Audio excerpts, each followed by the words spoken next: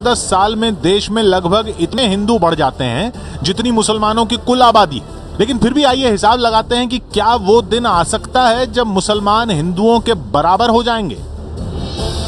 यकीनन मुसलमानों की जनसंख्या बढ़ने की दर हिंदुओं की जनसंख्या बढ़ने की दर से ज्यादा है। 2001 से 2011 में हिंदुओं की जनसंख्या 16.8% की दर से बढ़ी तो मुसलमानों की जनसंख्या 24.6% की दर से बढ़ी।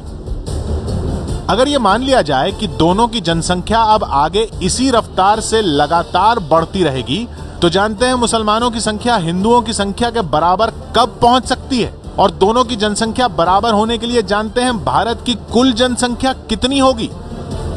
13,000 करोड़। जी हां, बढ़ते बढ़ते जब भारत की कुल आबादी 13,000 करोड़ हो जाएगी तब जाकर हिंदू मुसलमान बराबर होंगे। 6,500 करोड़ और 6,500 करोड़। अगर दोनों अपनी आज की रफ्तार से बढ़ते रहे तो, और उसके लिए आपको 2281 के सेंसस का इंतजार करना होगा, यानी 270 साल बाद। यानी इससे बड़ा भ्रम कुछ हो ही नहीं सकता। आजादी के वक्त भी यही भ्रम फैलाया गया था कि जितने मुसलमान हिंदुस्तान में रह गए हैं वो इतनी तेजी से बढ़ेंगे कि देखते ही देखते हिंदुओं से ज्यादा हो जाएंगे। लेकिन हकीकत यह है कि मुसलमानों की जनसंख्या बढ़ने की रफ्तार धीमी हो रही है।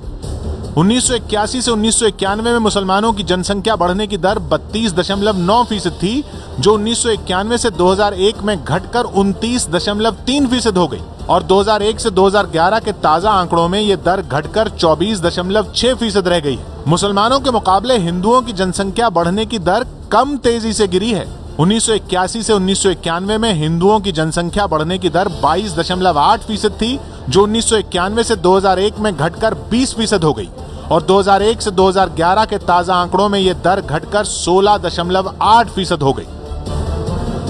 यानी 1981 से मुसलमानों की बढ़ने की दर 32.9% से घटकर 24.6% पर आ गई, जबकि हिंदुओं की बढ़ने की रफ्तार 22.8% से घटकर 16.8% पर आ गई। लेकिन हिंदू इतने ज्यादा हैं कि इसी दर पर अगले 10 साल में मुसलमान 4 करोड़ बढ़ेंगे तो हिंदू उनसे चौगुने यानी 16 करोड़ बढ़ जाएंगे। यानी 2021 में हिंदू 112 करोड़ और मुस्लिम 21 करोड़। 2031 में हिंदू 131 करोड़ और मुस्लिम 26 करोड़।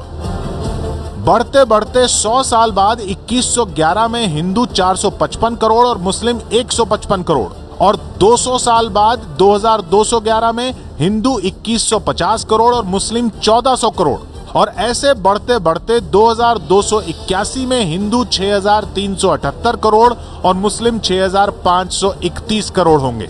यानी 270 साल बाद जाकर मुस्लिम हिंदुओं से ज्यादा होंगे। अगर इसी रफ्तार से दोनों बढ़ते रहे तो मोटी बात यह है कि ये असंभव है। जैसे जैसे देश में शिक्षा और संपन्नता बढ़ेगी, हर समुदाय की बढ़ने की रफ्तार लगभग बराबर होने लगेगी, जैसा विकसित देशों में होता है। यह हिसाब है। 270 साल लग जाएंगे मुसलमानों को हिंदुओं से ज्यादा होने में अगर यही रफ्तार रही तो। और ये रफ्तार क्यों रहेगी? शिक्षा बढ़ेगी, संपन्नता बढ़ेगी और 13,000 करोड़ लोग क्या रह सकते हैं इस देश में? असंभव है, ये असंभव है। ये भ्रम है जो फैलाया जा रहा है।